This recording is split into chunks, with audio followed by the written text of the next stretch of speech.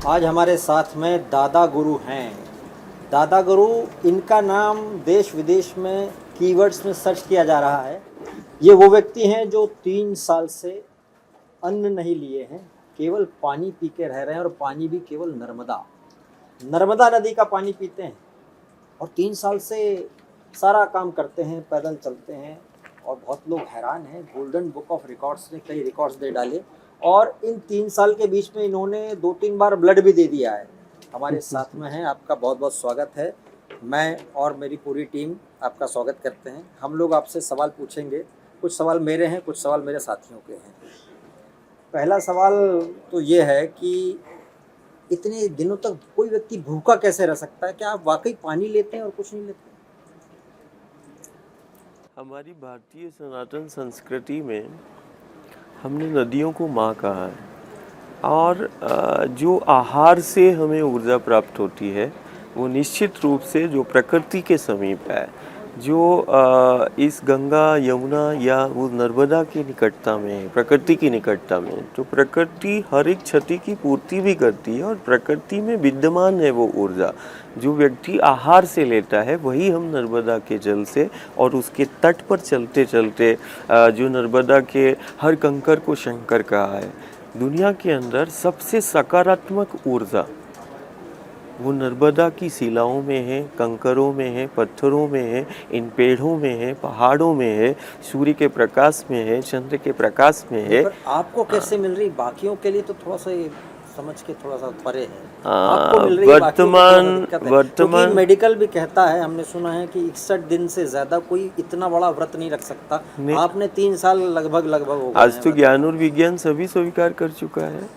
उसने शरीर का परीक्षण भी किया, और निश्चित रूप से जो अन्न से हम ले रहे हैं वो प्रकृति की निकटता में यदि कोई अपना जीवन जिएगा तो निश्चित रूप से वो नर्मदा के जल में, इस मिट्टी में, पेड़ों में, पहाड़ों में, इस प्रकृति में वो सारे तत्व और खनिज, लवण सब व्याप्त है जो एक विज्ञान कह रहा है कि जो शरीर के लिए आवश्यक है, वही नर्मदा के जल में और वही उसके तट और पथ के कंकर, पत्थरों में, पेड़ों में है। आज तो अध्यात्म ही नहीं, विज्ञान भी इस चीज़ को स्वीकार कर रहा है। अगर ऐसा है तो अन्न उपजाने में जो समस्या आती है और अन्न की जो किल्लत होती है, बहुत बड़ी समस्या का हल आप दे रहे हैं एक तरीके से, अपने आप को इस तरह से रख के। लेकिन ये केवल पानी से ही चल जाएगा? थोड़ा बहुत अगर खा लें तो? मुझे तो लग रहा है कि अभी और सभी देख रहे हैं कि मैं पूर्ण स्वस्थ हूँ। बिल्कुल नहीं खाता? पूर्ण स्वस्थ हूँ, और हम सिर्फ एक बंद कक्ष में नहीं रहते। हमारा नर्मदा का तट और पथ ही मठ है, और हम हज़ारों लोगों के समक्ष 18 घंटे रहते हैं। और यदि हम साथ में भी रहते हैं तो जमात के साथ में रहते हैं पूरा 24 घंटे। और हम देश और दुनिया के उन ज्ञानियों को भी आमंत्रित करते हैं कि जिस समय पर जब चारों तरफ प्राकृतिक और आपदाओं का और संक्रमण का दौर चल रहा है, तो सबसे सुरक्षित जीवन, ये महाव्रत, ये साधना से हम सिर्फ दुनिया के समक्ष ये लाना चाहते हैं कि यदि सबसे सुरक्षित हमें जीवन को जीना है और सबसे सुरक्षित यदि हमें जीवन को रखना है, तो हमें प्रकृति की ओर हमें लौटना पड़ेगा। बीपी वगैरह नॉर्मल है? वेट कितना है आपका? शुगर वगैरह सब नॉर्मल होगी मुझे लगता है। हर सप्ताह ही परीक्षण होता है और सब नॉर्मल ही होता है, सब नॉर्मल होता है, सामान्य ही है। जो आहार से, मैं बार बार बोलता हूँ कि जो आहार से हम प्राप्त करते ऊर्जा को, वही चीज़ अब आहार का दर्जा एक अन्न को है, फिर एक दूध को है। लेकिन दुनिया के अंदर सिर्फ नदी के रूप में, जिसको हम नर्मदा कह रहे हैं, ये सदियों से नर्मदा ही एक ऐसी नदी है कि साधु हो, संत हो, ध्यानी हो, ज्ञानी हो, वो सब बड़ी आस्था श्रद्धा के साथ एक नदी की परिक्रमा करते हैं। हाँ, मैंने देखा 1200 करीब 1300 किलोमीटर एक साइड और दूसरी साइड भी उतनी। हाँ, ये पूरा 3200 किलोमीटर की परिक्रमा है। और प्रत्येक वर्ष जो है नर्मदा की परिक्रमा व्यक्ति बड़े उमंग उत्साह के साथ करता है। कई जगह पर ऐसे जंगल आते हैं, जैसे शूलपाणेश्वर की झाड़ियाँ आती है। हमारा तो नर्मदा का पथ ही और तट ही मठ है, हम तो उसी पे चलते रहते हैं, हम तो पथ पर ही चलते हैं। 3 साल से ही आप कर रहे हैं, लेकिन आपका ये तो बता रहा है कि अध्यात्म आप बहुत दिनों से कर रहे हैं, अन्न त्यागने की प्रेरणा कहाँ से? नहीं, ये त्यागना नहीं है।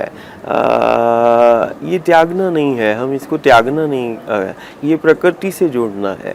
आज वर्तमान स्थिति में देश और दुनिया में जैसे हम देख रहे हैं तरह तरह के संक्रमण और तरह तरह की आपदाओं से ये गांव नगर शिकार हो रहा है, समाज शिकार हो रहा है। इस संक्रमण और आपदा के मूल में यदि हम इन समस्याओं को देखेंगे तो वो कहीं ना कहीं घर, परिवार, समाज, प्रकृति से विमुख हो रहा है और कहीं ना कहीं हमारा जीवन या हमारी व्यवस्था या हमारी सुरक्षा चक्रों द्वारा संचालित हो रही है। जैसे हम बोलते हैं कि जीवन चक्र, मतलब चक्रों द्वारा संचालित है जीवन। और कहीं ना कहीं गलत जीवन शैली के कारण जब किसी जीव का या जगत का चक्रों का संतुलन और समन्वय बिगड़ेगा तो वो गांव या नगर या वो समाज संक्रमण और आपदाओं का शिकार होगा। संक्रमण आपदा इस बात की प्रामाणिकता है कि हमारी गलत जीवन शैली के कारण चक्रों का संतुलन बिगड़ गया, जिन चक्रों पर हमारा जीवन स्थित है। आज ये महाव्रत के माध्यम से हम सिर्फ यही कि हमने त्यागा नहीं है। जो चीज़ आप अन्न से, रोटी से, दाल से, चावल से, आहार से ले रहे हैं वही चीज़ ये पंच तत्व की ही काया है और जो इस शरीर को आवश्यक है वो निश्चित रूप से उस प्रकृति में, उस नर्मदा के जल में, उन पेड़ों में, पहाड़ों में, उस मिट्टी में, उस कंकर में व्याप्त है वो ऊर्जा।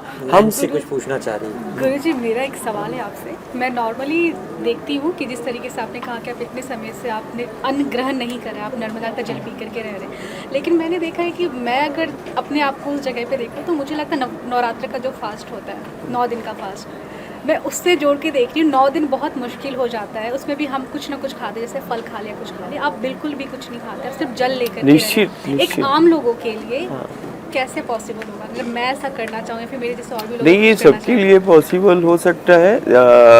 सिर्फ समस्या ये है कि हमारा जीवन जो है वो अप्राकृतिक जो साधन संसाधन है जिनको आप लोग बोलते हैं आर्टिफिशियल सिस्टम, तो हम एक तरफ अप्राकृतिक साधन संसाधनों के बीच में है, दूसरी तरफ हम प्रकृति में व्याप्त उस ऊर्जा को हम ग्रहण करने की बात करें तो ये संभव नहीं। ये संभव तभी है जब आप पूर्णतः प्रकृति केंद्रित जीवन को यदि कोई जीता है तो वो निश्चित रूप से, और हम तो ये कहते हैं कि विज्ञान नहीं, विज्ञान कहता है कि रोज 5 लीटर कम से कम जल की आवश्यकता होती है और हम अभी 3200 किलोमीटर में हजारों भक्त प्रेमियों के साथ में हम चल रहे थे। हमें तो 25, हम सिर्फ बैठे बैठे व्रत नहीं कर रहे हैं, हम तो चल भी रहे हैं, हम तो चलते भी हैं। जैसे एक साथ नहीं, मैं वही बता रहा हूँ कि 5 लीटर की आवश्यकता है। यदि हम बोलें कि यदि कोई 20 किलोमीटर कोई चलेगा, 25 किलोमीटर चलेगा तो उसको जल तो चाहिए ना। लेकिन वो नर्मदा का इतना असाधारण जल है कि वो 1 से 1.5 लीटर, मतलब 1 लोटा या 2 लोटे पानी में हम 25 किलोमीटर चल रहे हैं। हम तो कभी कभी कुछ समय वायु पर भी चल रहे हैं और ये अकेले नहीं है। मैं तो दुनिया को सबको आमंत्रित भी कर रहा हूँ कि देखो उस असाधारण नर्मदा के जल में, उस असाधारण वो पथ में, ये वही यमुना के, गंगा के पथ हैं जिस पथ पर चलकर गुरु और गोविंद ने जीना सिखाया। कहीं ऐसा तो नहीं कि योग आप करते हैं? अब योग तो पूरा जीवन ही है, ये योग ही है। बैठना कैसे अडॉप्ट कर सकते हैं? बैठना, उठना, चलना, ये सब योग ही तो है। हम योग में ही स्थित हैं। स्वामी जी, भारत को नदियों का देश कहा जाता है। हाँ, 200 से ज्यादा नदियां भारत में। आप नर्मदा की बात तो हर बार कर रहे हैं। अब हम बसते हैं यमुना के किनारे। यमुना का पानी वैसा है कि एक घूंट नहीं पी सकते, 1.5 लीटर आदमी क्या पिएगा? इस पे आप, ये महाव्रत इसीलिए, ये साधना इसीलिए है उसकी जीवंतता को बताने के लिए कि आज हम दुनिया के अंदर गंगा के रूप में, यमुना के रूप में, नर्मदा के रूप में, गोदावरी के रूप में, कावेरी के रूप में जो हमें नदियाँ मिली हैं वो उनका जल दुनिया का सबसे असाधारण जल है। हमारा सिर्फ जल ही नहीं, हमारी मिट्टी भी सबसे असाधारण है।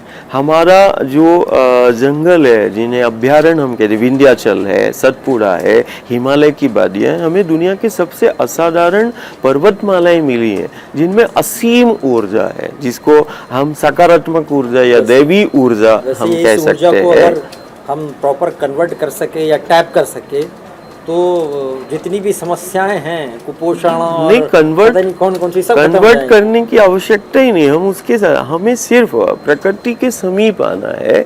और निश्चित जैसे कि अभी इन्होंने कहा कि नहीं यमुना के जल में विषाक्तता है, वो गलत जीवन शैली के कारण है, हमारे गलत आचरणों के कारण आज अमृत तुल्य जल में विष घुल रहा है। तो कहीं ना कहीं ये महाव्रत, ये साधना या ये इसको हम योग कहें, ये उसी की जल की जीवंतता का है कि कहीं ना कहीं ये संक्रमण जो हम गांव नगर में देख रहे हैं, समाज में देख रहे हैं, संक्रमण इस बात की प्रामाणिकता है कि जल अशुद्ध हो गया है, जल में विषाक्तता संक्रमण की सबसे बड़ी है।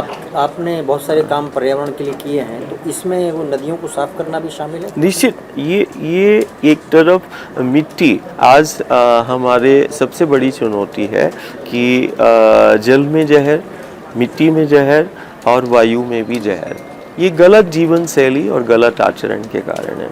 अब कोई भी साधना या कोई भी उपासना ये सफल नहीं हो सकती जिस समाज के जल में, मिट्टी में और वायु में, हवा में जहर हो, तो वो समाज कैसे स्वस्थ रहेगा। अभी हम इसी यमुना के तट से जब हम आपके दिल्ली आ रहे थे तो हम मथुरा वृंदावन में थे, और मथुरा वृंदावन यमुना के तट पर हम ब्रह्मांड घाट पहुँचे। और ब्रह्मांड घाट में जब हमने आचार्य से और भक्त प्रेमियों से पूछा कि यहाँ इस घाट पर भक्त प्रेमी क्यों आता है, तो उन्होंने बड़ी सहजता से बोला कि ये वही तट है जहाँ पर भगवान श्री कृष्ण ने मिट्टी को खाया और मिट्टी को खाकर यशोदा को ब्रह्मांड दिखाया। तो मैंने भक्त प्रेमियों से पूछा कि कोई भी परमात्मा या ईश्वर का जब भी अवतार राम के रूप में, कृष्ण के रूप में, बुद्ध के रूप में, महावीर के रूप में जब भी आया, वो गुरु गोविंद के रूप में, तो कहीं ना कहीं उसने लीला की। उस लीला के पीछे कहीं ना कहीं समाज के वो सूत्र थे सबसे बेहतर और सबसे सुरक्षित बनाने के। आज यदि सारी दुनिया मिट्टी बचाने की बात कर रही है, आज सारी दुनिया मिट्टी को सुरक्षित करने की बात कर रही है, लेकिन 5000 वर्ष पहले यदि हम इसी यमुना के तट के उस कृष्ण लीला को देखें, तो वो मिट्टी को खाकर क्या बताना चाह रहे थे। उन्होंने मिट्टी को खाकर उस मिट्टी की जीवंतता को, उस माटी के एक एक कण में छिपी जीवंतता को, उस माटी के में छिपे उस कण में ब्रह्मांड की उस समर्थता को बताया। मुख में मिट्टी को रखकर मेरे ठाकुर ने उस माटी का मान बढ़ाया। मुख में मिट्टी को रखकर वो माटी की महिमा और माटी के महत्व को बताता है। मुख में मिट्टी को रखकर माटी हमारा अस्तित्व है, ये सारे जगत को बताता है। कैसे तो माटी से जुड़ना मेरे कृष्ण ने सिखाया। विषाक्तता या फिर पानी की विषाक्तता इसमें सबसे ज्यादा हमने देखा है कि वो जो वेस्ट होता है, इंडस्ट्रियल वेस्ट सबसे ज्यादा नहीं, इसमें अलग अलग यमुना के तट पर औद्योगिकरण है, तो नर्मदा के तट पर जल की विषाक्तता का कारण है रासायनिक खेती। हम गौ आधारित खेती करते थे, हम प्राकृतिक पद्धति से खेती करते थे। आज नर्मदा के जल में 70% जो घातक जहर मिल रहा है वो रासायनिक खेती से मिल रहा है। तो ये साधना से, ये परिक्रमा से हम किसानों को कि वो जहर में मिट्टी मिलाकर हम अन्न को पैदा कर रहे हैं। अब आप हमसे बोल रहे हैं कि अन्न खाने बिना आहार के आप रह रहे हैं। अरे मैं तो ये देख रहा हूँ कि खा के व्यक्ति बड़े बड़े रोगों से ग्रसित हो रहा है, अन्न खा के मर रहा है, मैं बिना अन्न खा के जीवित हूँ। यही प्रामाणिकता है कि जहर मुक्त वो मिट्टी हो जाए। इसके लिए ये जागरण, ये साधना है। कारण जैसे यमुना के तट में जो विषाक्तता है वो औद्योगिकरण के लिए, लेकिन हर एक जगह पर अलग अलग स्थिति है। और हमारा धर्म तो प्रकृति ही प्रधान है। हमारा धर्म, हमारी संस्कृति, हमारी व्यवस्था, हमारा विकास सब कुछ है। आज हम वेदों और पुराणों की बात कहें या सनातन धर्म की बात करें, तो ये वही हमारा सनातन धर्म और संस्कृति है जो माटी को पूजता है। हमने तो माँ को भी देखा कि हम ही दुनिया में हैं जो एक तुलसी के पौधे से लेके आंवला, बड़, पीपल, हम पेड़ पौधों से प्रार्थना करते हैं। दुनिया में हमारी संस्कृति है, दुनिया में हम ही है जो माटी को माँ के रूप में पूजते हैं। मैंने सुना तो है निश्चित रूप से कि आप पौधों से बात करते हैं, पेड़ों से, नदी से बात करते हैं। क्या वे भी बात करती हैं या कुछ कूट भाषा है, कोई कोई कोड वर्ड है इसमें? मुझे जो हमारी सनातन धर्म संस्कृति है, हम जीवित को पूछते हैं और जिसको हम नदी कह रहे हैं वो जीवित है। मिट्टी का एक एक कण जीवित है। पेड़ पहाड़ ये प्रकृति और ये रिस्पॉन्ड कैसे करते हैं? हर युग सदी में हुआ है। हमने गंगा पुत्र का नाम सुना होगा भीष्म का कि एक गंगा हर युग सदी में कभी गंगा से संवाद किया, कभी नर्मदा से, कभी गोदावरी से, कभी कावेरी से। गुरु गोविंद या जो भी महापुरुष या सिद्ध आए वो यमुना गंगा गोदावरी कावेरी के पथ पर ही चले और चलकर ही जीना सिखाया। और प्रकृति के साथ संवाद एक जीवंत है। हम जिस संवाद को हम ये कर रहे हैं ये शब्दमय है, प्रकृति भाव प्रधान है। निश्चित रूप से जो भी आज तक दुनिया को मिला है वो प्रकृति की निकटता में ही दुनिया को मिला है।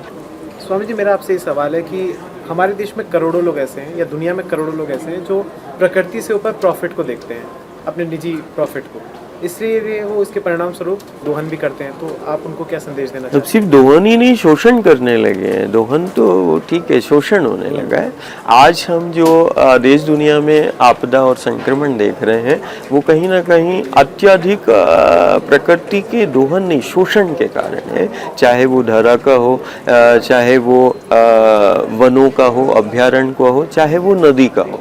नदी हमारी एक ऐसी व्यवस्था के रूप में है जो सिर्फ जीवन का ही आधार नहीं है, हमारी व्यवस्था और विकास का भी आधार है। हमारे धर्म का वो मेरुदंड है, हमारी संस्कृति का, हमारी सभ्यता का। कहीं ना कहीं हम यही कि आज वर्तमान समय में सबसे ज़्यादा भीषण आपदा का जो केंद्र बना हुआ है वो नदियों के किनारे है। नदियों के किनारे भीषण आपदा। अब तो ये है कि द्वारका की तर्ज पर, द्वारका 5000 वर्ष पहले जैसे सबसे सुरक्षित और सबसे व्यवस्थित नगर था, लेकिन प्रवृत्ति के कारण, गलत प्रवृत्ति के कारण उस विकसित नगर का, सुरक्षित नगर का अस्तित्व खत्म हो गया। जिस समय हम आपसे बात कर रहे हैं उस समय देश और दुनिया के कई गांव नगर खत्म हो चुके हैं, उनका अस्तित्व खत्म और कुछ आने वाले समय में होने वाला है। जनसंख्या तो कहीं ना कहीं नहीं, जनसंख्या की बढ़ोतरी का कारण नहीं है, ये प्रकृति के साथ छेड़खानी का कारण है। जनसंख्या इसका कारण नहीं है। जी, मैं सिर्फ इतना पूछना चाहूँगा, जैसे आपने 3 साल पहले से आहार छोड़ दिया, सिर्फ जल पे है, तो 3 साल वो आपके दिमाग में ऐसा क्या है कि आपने आहार त्यागने का मन बनाया? मैं बार बार बोल रहा हूँ कि कोई चीज़ छोड़ने का नहीं है, त्याग नहीं है। हमारा सिर्फ ये है कि हमारा मन बना हुआ है कि भोजन से ही जब हम रोटी खाएंगे, दाल चावल खाएंगे, तभी शरीर के लिए ऊर्जा हमें प्राप्त होगी। ये आपका या उस किसी का दिमाग में सेट हुआ है कि हम यदि आहार नहीं लेंगे तो हम खत्म हो जाएंगे, हम मर जाएंगे, हमारा शरीर जो है क्षय हो जाएगा। लेकिन उस अन्न को लेने से जो ऊर्जा हमें शरीर को प्राप्त होती है, हम वही समाज को बताना चाह रहे हैं कि वो प्रकृति में विद्यमान है, हमें सिर्फ उससे जुड़ना है।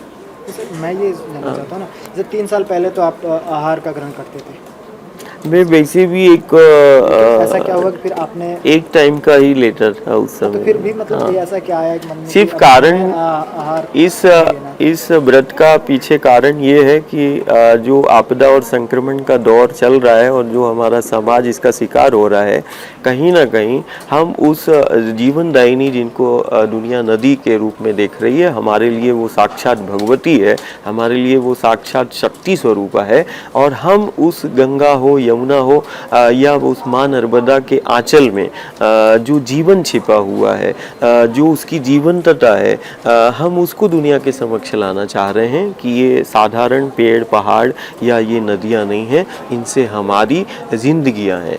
तो जो करोड़ों जिंदगी जो संक्रमण और आपदाओं का शिकार हो रही है, वो कहीं ना कहीं समाज इस प्रकृति से जुड़े, वो यमुना से जुड़े, वो गंगा से जुड़े, उन नदियों से जुड़े, कहीं ना कहीं इसमें छिपी उस जीवंतता की प्रमाणिकता के लिए हम ये कर रहे हैं। दादा गुरु, लगभग एक लंबे समय से मैं आपकी वीडियोस देख रहा हूँ, सोशल मीडिया पे भी आपकी ज़्यादातर वीडियोस हैं। और दरअसल प्रारंभिक यात्रा के बारे में आपको मैं जानना चाहता हूँ। अभी तो वर्तमान में आपसे समस्या की बात कर रहे हैं, और शुरुआती दौर में ऐसा क्या था कि आप सब कुछ छोड़कर निकले थे? और उन यात्राओं में मैंने देखा है कि जब आप नर्मदा के तट पर भी चलते थे तो एक आपके भीतर एक मतलब शरीर में एक जैसा क्रोध रुद्र वो चीज़ें दिखती थी, और अभी आप बहुत सौम्य हैं, बहुत सरल तरीके से बैठे हुए हैं। एक वीडियो मैंने देखा था, उसमें वृक्ष के साथ आप एक गांव में थे और निवासियों को आप चेतावनी दे रहे थे। काफ़ी ज़्यादा आप उसमें क्रोधित भी थे। अभी सबसे ज़्यादा नर्मदा मैया के पथ पर चलते चलते जो गांव नगर है वो संक्रमण और आपदाओं का, जैसे हम देख रहे हैं कि सबसे ज़्यादा आपदा और संक्रमण का शिकार वो नदियों के तटवर्ती जो गांव है वो नगर हैं। उसके पीछे कारण हमने देखा कि जो उसके जीवन का आधार है और जो हमारी सनातन संस्कृति कहती है कि हम पेड़ों को, पौधों को हम देवता के रूप में, ईश्वर के रूप में हम मानते हैं। हम ईश्वर उसको हमने कहा जो जीवन शक्ति का संचार करता है, जो प्राण शक्ति का संचार करता है। हमने उसको परमात्मा और ईश्वर के स्वरूप हमने पूजा। और इस धरा पर परमात्मा या ईश्वर की जागृत जो मूर्तियां हैं, जो हमारी सनातनी परंपरा कहती है, वो वृक्ष है। हमने वृक्ष के रूप में, एक पेड़ के रूप में हमने अपने परमात्मा और ईश्वर के उस स्वरूप की अनुभूति की है कि सिर्फ ईश्वर ही है जो जीवन शक्ति, प्राण शक्ति का संचार कर सकता है, जो जीवन को धारण करता है। अब जैसे कि माँ नर्मदा है, कहते शिव की देह से जिसका प्राकट्य हुआ माँ नर्मदा है। जिस प्रकार शिव ने अपनी जटाओं में गंगा को धारण किया और शिव ने जिस प्रकार देह से वो अमृत तुल्य जल प्रकट हुआ, तो ये शिव स्वरूप ही है ये वृक्ष, जो नर्मदा वो असाधारण जीवन शक्ति को धारण करते हैं। ये वही पेड़ पहाड़ हैं। ज़रूरत व्यवस्थाओं के कारण कहीं ना कहीं गांव उन पेड़ों को, जो माँ का जीवन क्षेत्र है, उनको खत्म कर रहा है, सिर्फ एक महज अपने घर को या जीवन की उन व्यवस्थाओं के लिए, ज़रूरत के लिए। वो तो कभी कभी वो देखते हैं कि वो हमें तो पूज रहा है ऐसे स्वरूप में, लेकिन हाँ, गुरु गोविंद ही, या मैं हमेशा बोलता हूँ कि वृक्ष के रूप में ही गुरु का, गोविंद का पूजन करें। वृक्ष मेरा ही स्वरूप है।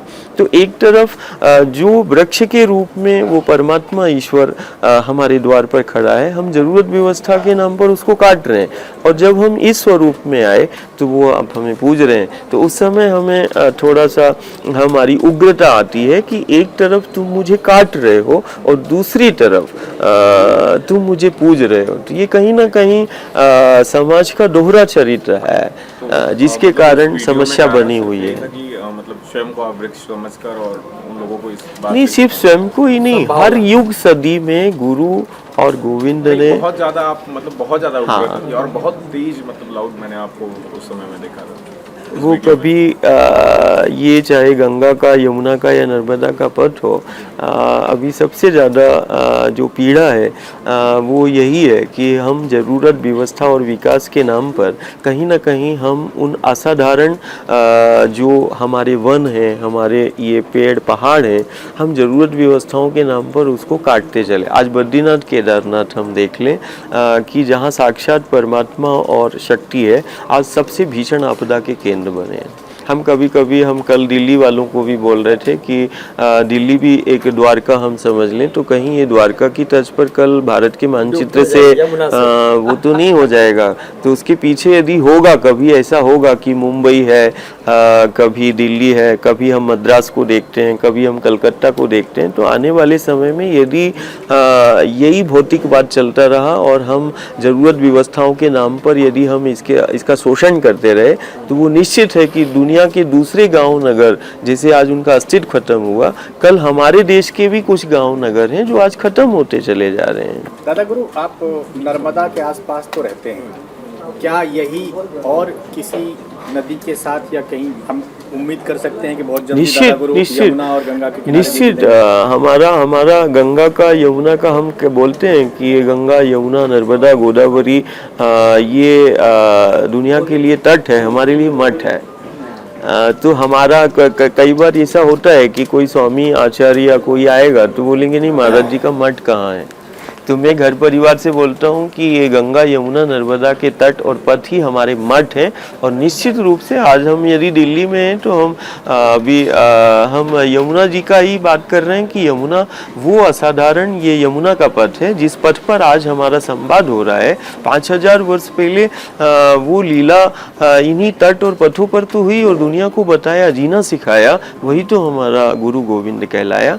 तो ये असाधारण पथ है जहाँ चलना साधना कहलाती है। और ये असाधारण पथ निश्चित रूप से आने वाले समय में दुनिया को प्रकृति केंद्रित जीवन शैली, प्रकृति केंद्रित व्यवस्था की ओर ले जाएंगे। ये सर्वशक्ति संपन्न है, बस हमें जीने की आवश्यकता है कि हम इन माँ के निकटता में हम जिए। और यदि कोई माँ की निकट है तो वो सबसे बेहतर है और सबसे सुरक्षित है। कारण एक माँ ही है जो सिर्फ जीवन ही नहीं देती, एक माँ ही है जो हमें आत्मनिर्भर बनाती है। आज यमुना के जल में जो हम जहर देख रहे हैं, यमुना का ये वही जल है जो जल का पान हम सिर्फ प्यास बुझाने के लिए नहीं, बड़े बड़े रोग और व्याधियों की दवा है। ये गंगा यमुना का नर्मदा का जल है।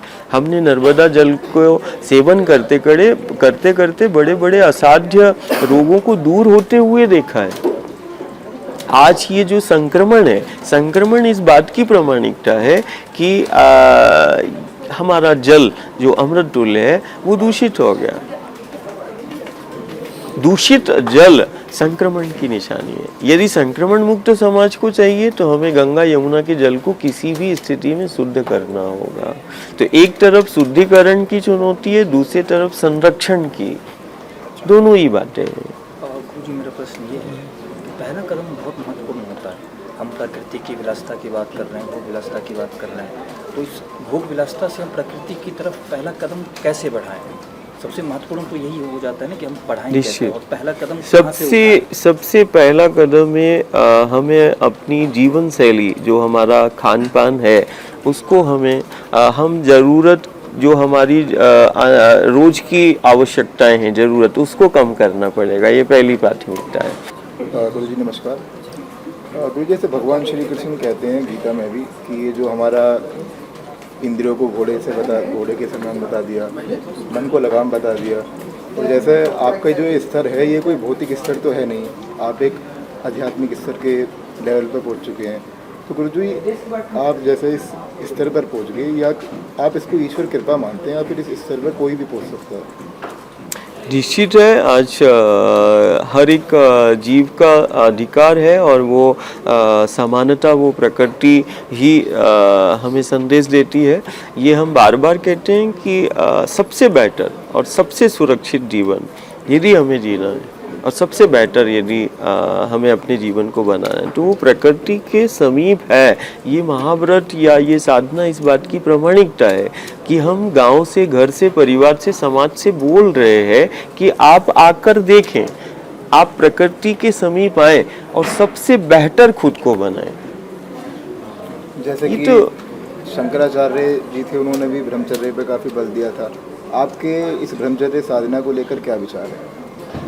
निश्चित रूप से कहीं ना कहीं जिसको हम आध्यात्मिक स्तर का ये हम देख रहे हैं, वो कहीं ना कहीं संयम जो हमारी जीवन शैली है, जब किसी जीव की जीवन शैली मर्यादित होगी, हमारा आहार, हमारा खान पान, हमारा आचरण यदि मर्यादित है और प्रकृति के समीप है, तो निश्चित रूप से मैं बार बार वही कह रहा हूँ, चाहे ब्रह्मचर्य का हो, चाहे वो प्रकृति की निकटता का हो, चाहे वो योग हो या किसी भी प्रकार की साधना हो, वो आपको प्रकृति के समीप ही लाएगी। मैं तो इतना तक बोलता हूँ कि यदि इस भागम भाग के उस दौर में यदि घर परिवार से नहीं हो रहा तो वो नाम स्मरण करे। तो किसी ने बोल दिया नाम स्मरण से क्या होगा, कोई राम का, कोई हरि का, कोई राधा राधा बोल रहा है, क्या होगा?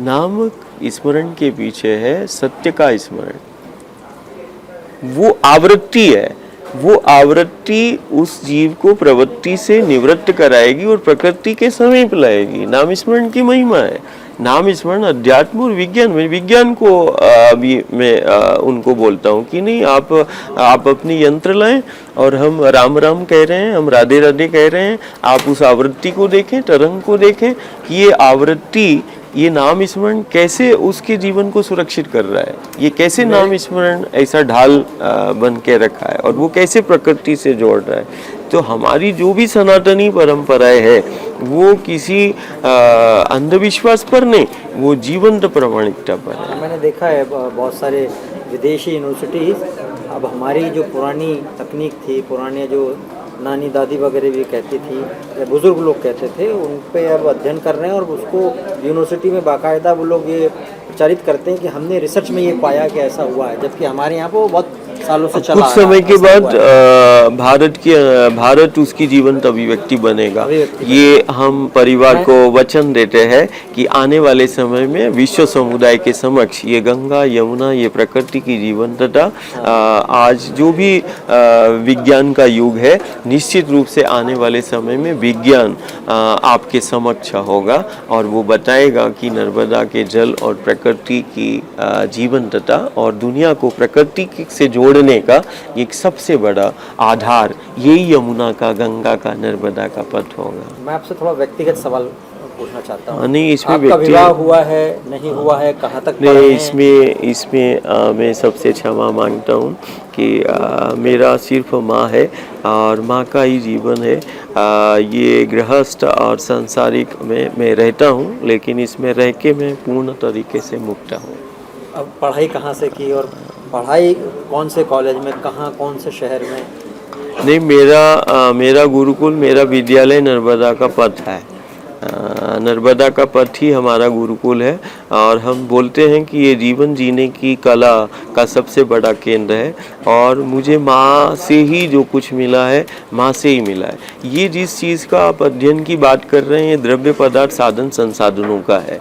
ये डिग्री और डिप्लोमा की आप जो बात कर रहे हैं, ये साधन संसाधन द्रव्य पदार्थ, लेकिन जो जीवंतता है उस गुरुकुल से ही मिली, जिसको नर्मदा का पथ है। हमारे लिए माँ ही गुरु है, हमारा दुनिया, हमारा जहाँ, हमारा सब कुछ माँ ही है।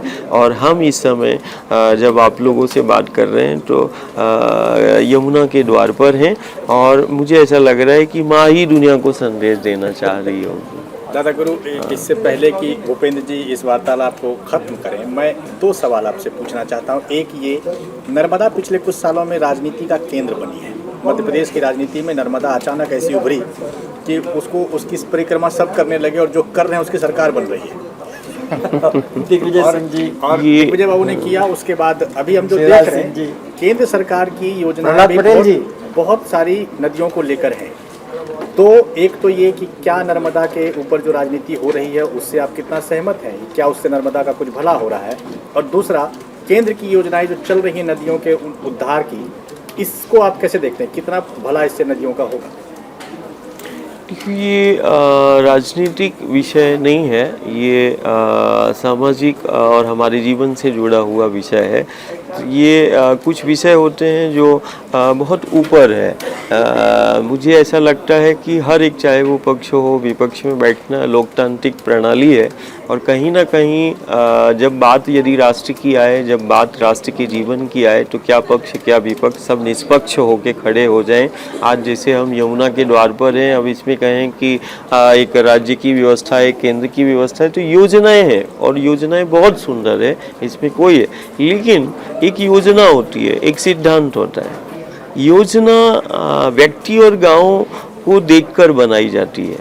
योजना व्यक्ति पर केंद्रित है, लेकिन सिद्धांत व्यक्ति पर केंद्रित नहीं है, वो प्रकृति पर केंद्रित है। तो यदि योजना है तो फिर सिद्धांत होगा, यदि प्लान है तो प्रिंसिपल होगा। लेकिन हम सिद्धांत, ये जो व्रत है, हम वही जवाबदार और जिम्मेदारों को बताते हैं कि योजना है, लेकिन योजना के साथ सिद्धांत होना आवश्यक है। और सिद्धांत शाश्वत है। सिद्धांत में आप परिवर्तन नहीं कर सकते, आप योजनाओं में परिवर्तन कर सकते हैं। जब दिग्विजय बाबू की यात्रा चल रही थी तो आप उनसे मिले थे? मैं किसी राजनीतिक उस पर मैं बातचीत नहीं करूंगा। सब जो परिक्रमा के पथ पर है वही सारे परिवार है और इस विषय पर हम चर्चा नहीं कर सकते हैं। जी हाँ, गुरु जी प्रणाम। समस्याओं की बात की हमने, अब समाधान की तरफ चले। दिल्ली नगर निगम ने पिछले एक सत्र से अपने सिलेबस में प्रकृति को शामिल किया है। किसी वर्ष वायु, किसी वर्ष जल, किसी वर्ष पेड़ पौधे, किसी वर्ष नदियाँ, इसको शामिल किया है। तो मेरे ख्याल से ये आपको कैसा लग रहा है, क्योंकि एक समाधान है। आज मैं दिल्ली के बच्चों से मिला और निश्चित रूप से MCD जो अभी एक वर्ष में प्रकृति केंद्रित जो हमारी शिक्षा पद्धति है वो प्रकृति केंद्रित ही रही है। और निश्चित रूप से हमने कल बच्चों को वो जीवंत प्रकृति की जीवंतता का वो उदाहरण दिल्ली के बच्चों ने दिया। निश्चित रूप से ये अच्छे संकेत हैं कि हमारी आने वाली पीढ़ियां और खासकर MCD और शिक्षा विभाग जो है वो प्रकृति पर केंद्रित, कि कैसे बच्चे प्रकृति के समीप आए, इसमें बहुत अच्छे प्रयोग अभी एक वर्ष में हुए हैं और ये निश्चित रूप से आने वाले समय में मील का पत्थर होगा और यही कहीं ना कहीं आधार होगा। गुरुजी, मेरा भी प्रश्न है कि जैसे आजकल लोग भुखमरी से भी मर रहे हैं, तो अगर आपकी साधना, आप मेरे चैनल को बताइए कि आपकी साधना देखकर उन्हें उन तक ये चीज़ पहुँचे कि वो भी जल पी के अपना जीवन व्यतीत कर सकते हैं और वो भुखमरी का शिकार ना हो। नहीं, इसमें कुपोषण या जिसको हम भुखमरी कह रहे हैं कि उसका शिकार हो रहा है और वो इसका माध्यम बना ले कि नहीं जल पर ही हम जीवित हैं, तो ये दोनों प्रश्न अलग अलग हैं। हमारा जल का सेवन या प्रकृति की निकटता में जो हम जीवन जी रहे हैं वो अपनी ज़रूरत व्यवस्थाओं के कारण जो अत्यधिक शोषण कर रहे हैं।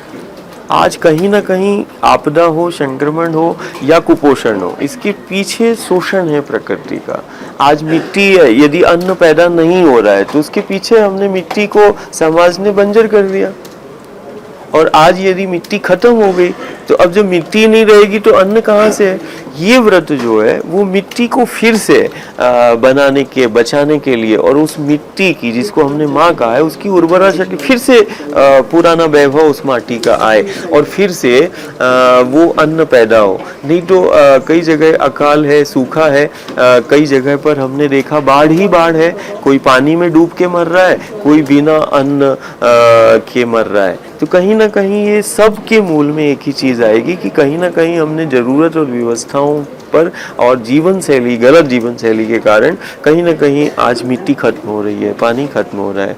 तो मैं तो यही घर परिवार से और समाज से, कुपोषण कभी नहीं आएगा जो माटी से जुड़ा है, और जो माटी से जुड़ा है वो निश्चित रूप से कुपोषण संभव नहीं है और कभी आहार की कमी नहीं आएगी।